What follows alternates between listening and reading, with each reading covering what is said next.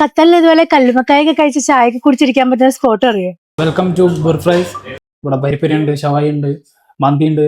മന്തി സാധാ മന്തി ഉണ്ട്, നോർമൽ മന്തി ഉണ്ട്, പിന്നെ സുർബിയൻ റൈസ് ഉണ്ട്, കപ്സ് ഉണ്ട്, സാൻഡ്വിച്ച് ഉണ്ട്, ബർഗർ ഉണ്ട്, ചായക്ക് കടി മുട്ട ബജി ഉണ്ട്, സാൻഡ്വിച്ച് ഉണ്ട്, എഗ് മടക്ക് ഉണ്ട്, ബീഫ് മടക്ക് ഉണ്ട്, പിന്നെ ബ്രെഡ് പോക്കറ്റ് ഉണ്ട്.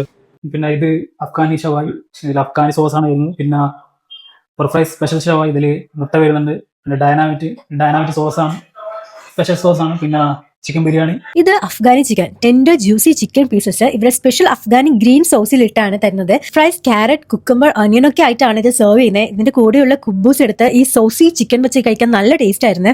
നെക്സ്റ്റ് ഇവരുടെ സ്പെഷ്യൽ ഷവായി ചിക്കൻ ആണ് ട്രൈ ചെയ്തത്. സ്മോക്കി, സ്പൈസി ആൻഡ് നല്ല ഫ്ലേവർഫുൾ ചിക്കൻ ആയിരുന്നേ. ഇതിനൊപ്പം എഗ്ഗും വരുന്നുണ്ട്. ജ്യൂസി ടെൻഡർ മീറ്റിൽ നിന്ന് ബോൺ ഇങ്ങനെ വിട്ടു വരുമായിരുന്നേ. അറബിക് സ്റ്റൈൽ ഗ്രിൽ ചിക്കൻ ഒരു സ്പൈസി ട്വിസ്റ്റ് കൊടുത്താണ് ഇത് ചെയ്തേക്കുന്നത്.